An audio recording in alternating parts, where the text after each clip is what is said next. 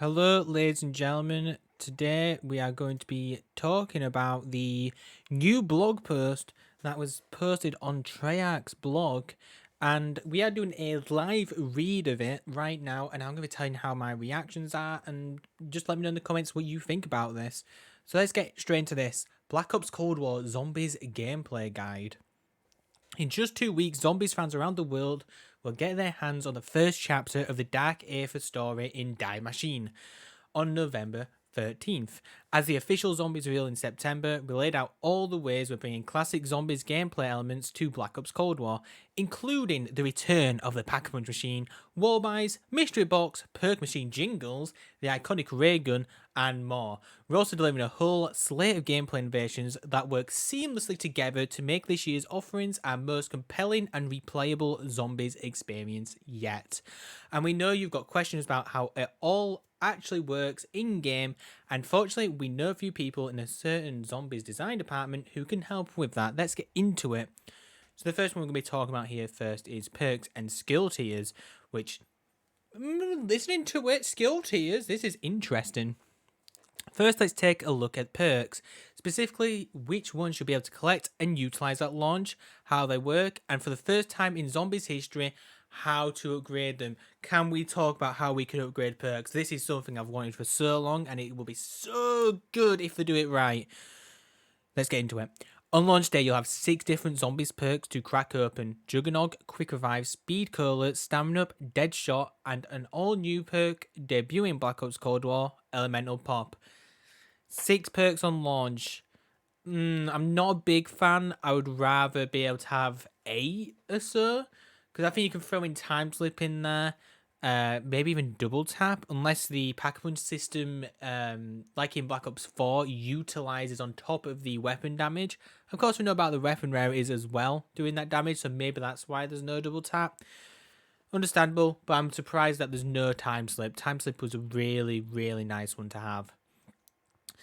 Read on below for the full descriptions of each base level perk at launch. Juggernog increases maximum health by 50, so that's only 1 extra hit, not a lot. Quick Revive reduces the time it takes to regen to full health by 50%, and it reduces the time it takes to revive an ally by 50%. So we're definitely looking at more with BO4's Quick Revive over just the Quick Revive seen in BO3.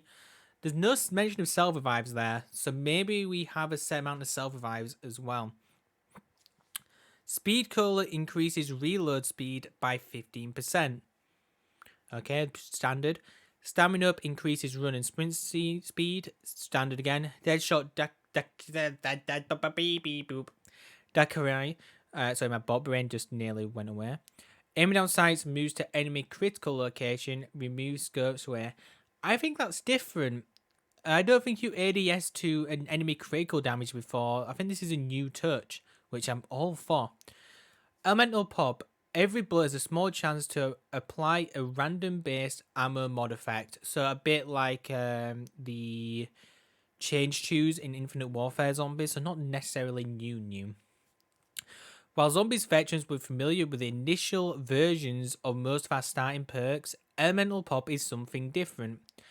As we hinted in our Zombies Real blog, this new perk is all about ammo mods. With every shot fired while Elemental Pop is active, you'll have a slight chance for a random base ammo mod to take effect against your target. An incredibly useful tool when your back's up against the wall. But what happens when you want to take your perks to the next level? That's where all new skill tiers come in, and Black Ops Cold War Zombies, every perk can be permanently upgraded up to 3 levels. Yes, you heard that right, permanently. Before we go into the further details, which I believe is below this picture, I would assume, I'm not too sure how much I like this. I think permanent upgrades should be a thing in Zombies, but I feel like permanent upgrades with like mods are a lot better than mods in World War 2, by the way, where you can upgrade your specialist weapon, and it's not that hard to do, and then you can just it's something that you decide before the game. Here's how I'm gonna strengthen and change my character up. It's not necessarily I'm in a game and my jug's tier 3, but someone else is in the same game and their jug's tier 1. So technically we're paying probably the same amount for Juggernog, and it just because I played the game more, I have an advantage over them. In a sense, I'm not too sure how much I like that idea, but we'll read more into it because we don't know how it'll be. To upgrade perks, you'll need to earn raw Aetherium crystals by reaching milestone rounds within the game or through successful exfiltration. What's more, you'll be able to upgrade skills related to field upgrades, armor mods, and weapon classes to help stay alive even longer as you collect and invest more Aetherium crystals. Over time, you'll use these crystals to improve the tools in your arsenal, improving their damage and utility to help you reach higher rounds. As an example, upgrading the elemental pop perk to tier 3 will grant the following effects. Tier 1. Equipment damage also has a small chance to apply a random base armor mod effect. Oh, so it seems like we start at tier 0, not tier 1. When we start the game. So tier 2, reduce armor mod cooldowns by 20%. Tier 3, when a random armor mod is applied, it uses your current skill tier instead of the base. Okay. Oh, and don't worry, we'll be producing more perks for our post-launch seasons. No guesses. Okay, so they're doing more perks like they did with BO4. Can we still use these new perks in older maps? Will that be a possibility is my question on top of that. With the skill and the tier upgrades, not too sure how I feel about it just yet. I may need to actually play it in the game to actually make a full decision on if I think that's a right call or not. Personally, I prefer it if I was playing a game and for me to upgrade Jug, I needed to do like maybe a small side Easter egg to... Actually, no, I wouldn't say a small side Easter egg. Let's say I buy the perk, it's tier 0. I can then buy tier 1 and tier 2, but to get tier 3, I must hit maybe a certain round to earn that right. And then I'm using these points that I just have an overwhelming amount of. With BO4, they changed the point system up. And that was to make sure we don't have an excess number of points like we would before. Like, we still had like hundreds of thousands, but we didn't have millions and millions like in previous games. And I feel like it would have been a better way to do it, but no judgment. I'll have to try in the game to make a full judgment, because when you read stuff on paper, it can act completely different than what it does in game. So that's something I'm a bit 50-50 on. Weapon rarity is something I'm very interested in, and something I want to learn more about, because of course, when we think about weapon rarities, we just think about the common legendary blueprints, and I thought it kind of made a pay-to-win atmosphere, because of course I could buy a legendary gun and use it and it'll be the most damaged weapon. So I'm really glad they're clarifying this right now so that I know what the system is and I can, not give out what could possibly be false information. Weapon rarities. Perks are essential, but let's be honest, survival in zombies is all about the weapons. In previous iterations, too many zombies players were left trying to figure out which weapon were the top tier for any given situation on their war buy prices, or by rolling them from the mystery box and hoping for the best. This time around, a new weapon rarity system gives every weapon a path to greatness. Here's how. Weapons come in 5 tiers of rarity. Common/loadout. Oh, okay, so our loadout weapon will always be the weakest version of that weapon. That's what it makes it sound like. Big, huge fan of that. That means there's still progression in this game. People are like, oh, people can just walk in with the strongest weapon in the game. You can never have the strongest weapon in the game at loadout. You can never. So it goes common, uncommon, rare, epic, legendary. Pretty much what we see in every game. Each tier increases the damage done by those weapons and will also determine how many randomized attachments will come along for the fight.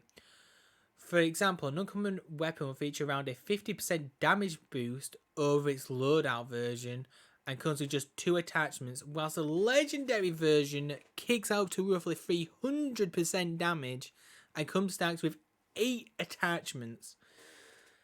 Holy hell. So essentially your loadout version is 1/3 of a legendary version. Nowhere near as powerful. Of course, I guess technically your common/loadout weapon, I don't know if that comes with attachments or not. It doesn't mention it here. So technically I could have an 8 attachment common/loadout. So yeah. But how does this affect Warbuys and Mystery Box, you asked? Doesn't this new system make these less effective, you asked? Great question. Fear not.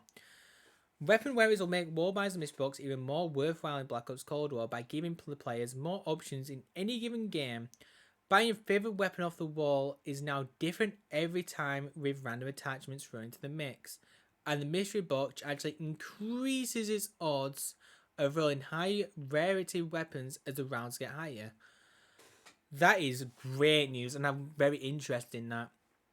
This creates a new layer of strategy to keep in mind. As the match goes on, what happens if you hit the jackpot on your first spin and of the mystery box and get an epic magnum at round 10, and then roll an uncommon AK-7 for you on your next spin?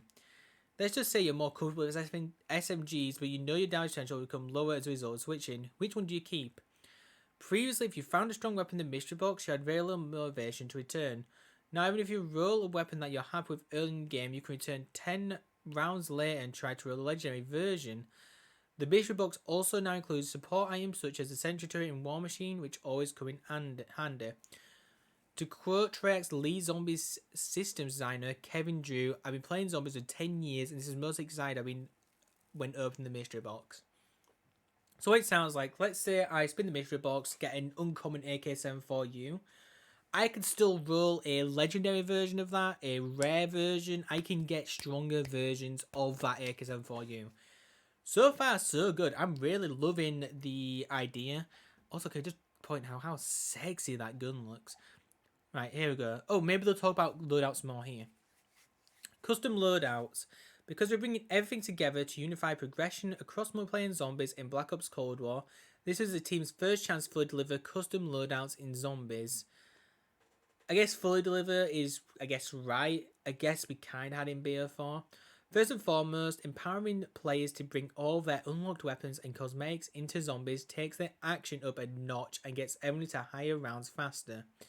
This gives players more freedom to play their way, especially for those who want to get a better feel of how much fun zombies can be after the first few rounds. Loadouts don't change the classic zombies formula as you might think. If starting out with classic 911's pistols is your jam, go for it. The team carefully considered how loadouts would affect the weapon progression gameplay, and as such, loadout zombies are simplified compared to those in multiplayer. You can only bring in a single weapon and a field upgrade of your zombies loadout. Furthermore, a single weapon will have its attachments and cosmetics, but will be the lowest rarity available, common. This means your starting weapon will be very effective at killing zombies after a handful of early rounds, and you still need to get out there and find other weapons quickly. You can also upgrade the variety of your loadout weapons in-game, or any weapon if, for that matter, so you can keep your customized loadout weapon into higher rounds if that's more your style. I wonder how we upgrade that loadout weapon in-game. They haven't mentioned that yet. I wonder if that's by the Pack-a-Punch or by skill trees. If it's by skill trees, that's very horrible. Because if you imagine if you do a skill tree, you complete it all, you're always starting out with a legendary. If maybe, I don't know. We'll have to get more info on that. That might be something we want to question. Field upgrades. By the way, I'm not else to add to the loadout system. I'm glad that it's simplified. It's not exactly just bring some perks in like Warzone and Spec Ops War. Imagine loading into zombies with dead silence and zombies can't find you. Oh, that'd be funny. Alright, field upgrades. Field upgrades in zombies are entirely different from those found in multiplayer, and for good reasons. These are tools designed to fit the narrative of Black Ops Cold War's Dark Aether story and provide a welcome power spike as part of the core combat loop without making players OP in the process. Zombies field upgrades available at launch include Frost Blast, which creates a frigid blast of wind that deals frost damage and slows enemies caught inside of it. Slowed enemies take additional damage. So this feels a bit, I guess, Winter's Weather, but in an equipment, it seems. Healing Aura summons beams of energy down yourself and allies to instantly heal you to full health. A bit except of rarish, I guess. Except a bit more powerful. Energy Mine. Create a mine of pure energy that detonates on proximity of enemies dealing explosive damage. So that's a proximity mine. Ring of Fire. Create a ring of ethereal fire that boosts damage for you and allies. Normal enemies who enter gain a burn effect that deals fire damage. Lasts 15 seconds. I guess somewhat Stone Cold Strongholder, but with an extra effect where if a person's outside the circle and they go in or out of it, also if the enemies go in or out of it, they'll start getting burned. Aether Shroud. Phase into the dark air for 5 seconds, becoming hidden from enemy detection. That sounds a bit dying wishy, I guess. Would be the best comparison for Treyarch zombies. That design of these field upgrades takes inspirations from several action-based abilities in previous zombies games, including certain gold gums, elixir, and even some non-passive perks. Each one is balanced with an appropriate number of zombie kills required to charge it. For example, Healing Aura has the upgraded ability to revive players in the map remotely, but requires double the kills to charge that. Double the kills to charge that than an offensive-based field upgrade such as Energy Mine. When you load into match, you're going to want to have one of these field upgrades unlocked to your custom loadout ready to charge up. Coordinate with the rest of your team for a match to make sure you've got a good balance of offensive, defensive, and sport field upgrades to help everyone survive as long as possible. Armor and salvage. I wonder what this salvage is. I wonder if it's going to be. Let's read into it before I make my judgment. Armor and salvage. Replacing the crafted shield of previous zombies experience. Armor provides a 360-degree layer of protection from the armies of the undead. Armor can be found as a rare drop from enemies or purchased using salvage when worn. Salvage. When worn, it will mitigate a portion of incoming damage. Every hit will still deal damage, but its durability is limited. Oh, okay. Although armor is partially repaired by picking up the occasional armor shard dropped from certain enemies, it's a finite resource and you should find yourself vulnerable again once you run out of salvage to repair it. You can also fully repair armor by picking up a carpenter power drop. Thank God. Armor can be upgraded 2 additional levels, increases damage mitigation and durability. You're going to need it as rounds progress because zombies grow stronger every round. Remember, even when paired with an upgraded Juggernaut perk, no amount of armor can save you if you find yourself overrun, especially as rounds get higher and the challenge increases. That is a nice touch. So they replaced the shield to be a shield around your whole body. And it's taken a bit of the Warzone / Blackout inspiration with the armor plating. I think that's going to be a really cool concept and a really cool idea. I want to see in action before I can make full judgments, but that is splendid. I agree 100% with that. Support / Scorestreaks. We've wanted to bring Scorestreaks to zombies for a long time, and now that play progression is unified across modes, there'd never been a better opportunity. While certain zombies maps have included some variants of these in the past, the new Dark Ever narrative offered the perfect change to finally carry over some of the militarized versions in zombies to raise the stakes even higher. Sometimes you just need a little extra power to get out of that tight spot, and that's where support comes into play. At launch, the available support selection will include Combat Bow, Sentry Turret, War Machine, Chopper Gunner, and Self-Revive. Ooh. So is Self-Revive going to be a score streak? We'll read more into it. I don't know how I feel about the War Machine being a score streak in a sense. I thought it might be an actual gun in the game. I would have loved it to be an actual gun in the game. Combat Bow, I assume will be like the Sparrow, and that would be very interesting to use in zombies as well. Of course, we've seen it a bit in the Eisendrache, but it's nice to always have that in what is considered probably one of the best wonder weapons in zombies for most people. So it'd be very interesting to see that. Keep an eye out for one of these to pop up out of the mystery box. Oh god, sometimes you get them out of the mystery box. Oh, of course, I think they mentioned it earlier. And for those curious about how calling a chopper gonna works, without instantly being ripped to shreds by zombies while you're controlling it, any support that takes perspective away from your character will temporarily make you immune to damage ignored by enemies whilst deployed. This ensures that Pies of 1 can make use of support in solo games as well. Nice touch, and I assume that's how it'd work. Loot and crafting. It pays to save resourceful during an undead invasion. In Black Ops Cold War, every zombie has a small chance of dropping resources, including salvage, armor, and even lethal and tactical equipment. The tougher the enemies, the better the loot. As you unlock equipment and score streaks through standard play aggression, the content will become available at the craft table in-game and can be crafted using resources. Rare is also assigned to loot based on its effectiveness. For example, a frag grenade is considered uncommon loot, whereas a symbol monkey is a rare drop. This is very interesting. It feels a bit like Infinite Warfare zombies, with them little bags that you could get. It'd be nice if we could get a bit of points from the zombies as well. I guess we had the points from the zombies actually, because you do get a point drop from zombies sometimes in BO4, in a sense. This is another thing I'm really interested in, the Exfil system. Why die if you don't have to? With the new option to exfil from the map when your squad can't last much longer, you can roll a dice and try to survive long enough to escape with some extra rewards, but it won't be easy. Starting at the end of round 10 and every 5 rounds after, you'll have an option to use a rager in the starting area of the map to call an exfil. In a co-op game, a majority of the players must vote to initiate the acceleration. Once triggered, the normal round will end and you'll be given a new objective to read the exfil side for a specific time limit. At this point, zombies will begin to flood the area in a last-ditch effort to stop your squad in its tracks. Once you reach the site, a helicopter will fly in and hover above until zone is cleared before it can land. If you manage to make it into the chopper, you'll escape with some bonus XP and a chance to earn raw airframe crystals. Risk versus reward. No mention of blueprints, no mention of charms, no mention of any actual big rewards. But the airframe crystals, of course, will be a skill tier thing. But I'm a bit surprised that no else will come from that. Ping system. For the first time, we're bringing a locational ping system to Zombies player. This will function the same way it does in Black Ops Cold War's multiplayer. Activated by pressing the left on D-pad on controls and Z on keyboard. Whether you make the next door, you need a friend to open, pointing out the pack punch machine to a first timer, or pinging the latest locations in the mystery box for your squad. We think this feature brings a high quality life improvement to Black Ops Cold War Zombies players. Yeah, great. Don't forget your treats. You didn't think we'd leave you empty-handed for Halloween, did you? We've got even more zombies goodies to share. So we've already know about the echoes of the damned thing. Oh, I think all this is things we've already seen before, so I won't cover this. Yeah, that's everything. Wow, there's a lot to make from this. Of course, I tried to share my opinions as I was talking about them.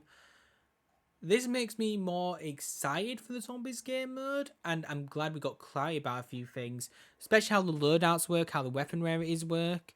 I am a bit worried about the skill trees thing and the perk upgrades, but other than that, this has been really good and great things to learn, and I'm very excited for a lot of this stuff. The new mystery box actually becomes a lot more useful in Zombies, which is a surprise. Wall buys a lot more useful in Zombies, especially to players who are like, oh, I'm going to buy the wall weapon. I might get 8 attachments. I could get a very rare version or a legendary version even.